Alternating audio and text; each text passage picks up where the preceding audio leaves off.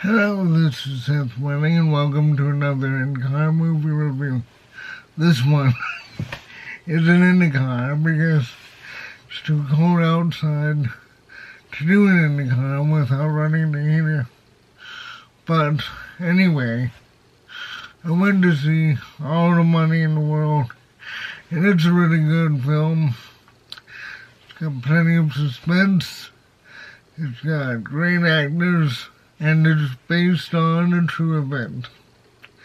In 1973, J. Paul Getty III was kidnapped by basically the mafia.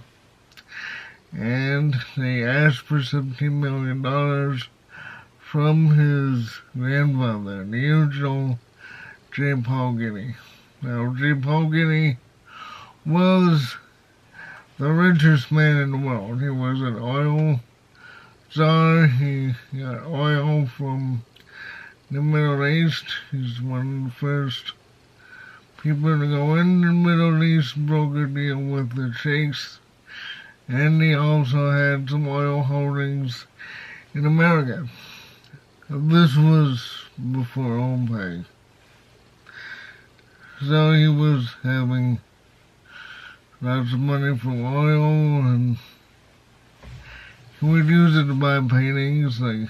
Anyway, so his grandson gets kidnapped, and he's totally narcissistic. He loves money more than family relations, more than anything else in the world. And the most telling thing about John Paul Getty the first is that when Paulie's mother comes to him begging for money, saying, your grandson is going to be killed if you don't give the kidnappers $17 million. He responds with, I have 14 grandchildren, and then I'll have to pay 14 ransoms. He just was too into his money to care about his family. And the whole movie is on the struggle of Michelle Williams' character, Paulie's mother, trying to raise the money to give it to the kidnappers.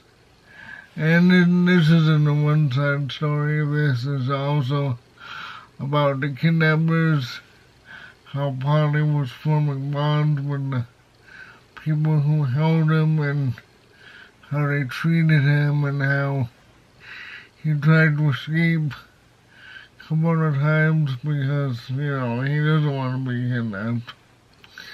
He wants to get back to his family. Really, it's very intense. It's got a lot of political ramifications, and I bet that's why it came out. Some people in power love money and power more than every single person in America.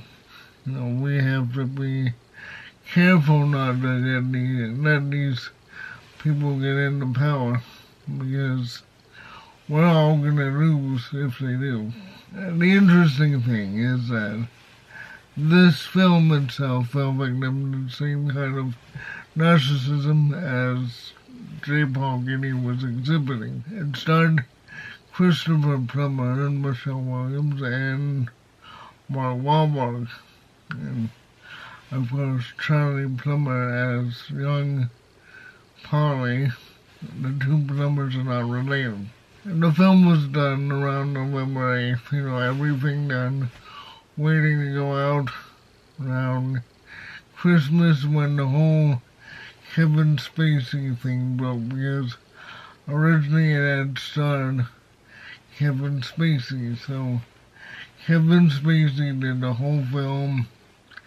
When the film was done, this whole scandal blew up, and Ridley Scott, the guy who did Alien, he was directing, and he didn't want the whole Kevin Spacey thing to overshadow the film and cause him not to be in Oscar contention. So they took the whole film, or a part of the film where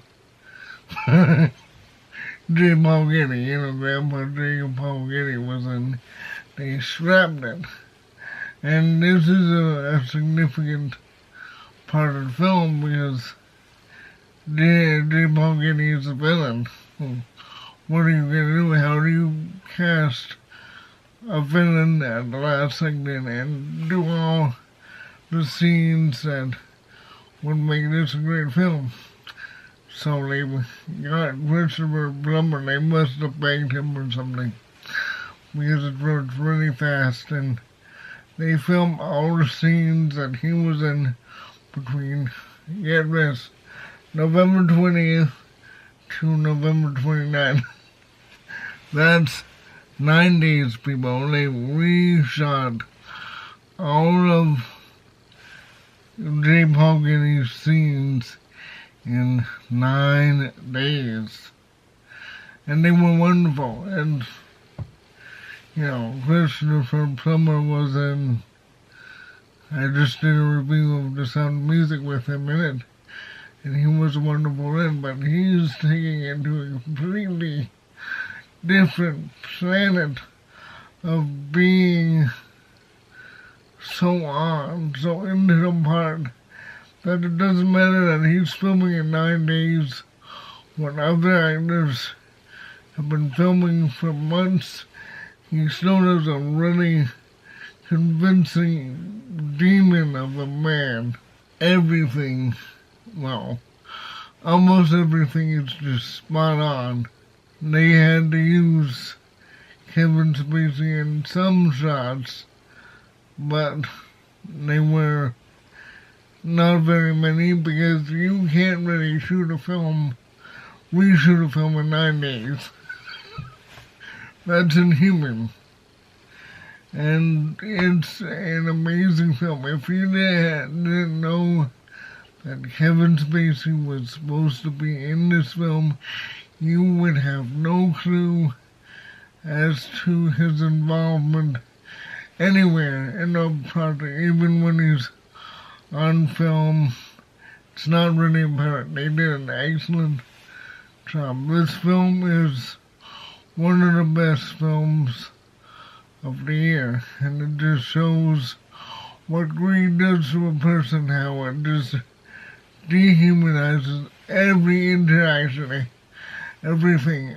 One part is when J. Paul Getty is talking to his grandchildren when they are younger, and oh, you mean the world to me. And as soon as they start costing him money, you're out. And it's just crystal clear that you do not want to be around these people. I mean, having money is nice and everybody, including myself, it would be great to have money, but not at the cost of destroying your family, not at the cost of destroying reputation or the life that matters to everyone. One can't be alone with just money and paintings and castles and nothing else. You have to have people to share it with. And basically that's the message I took away from this film.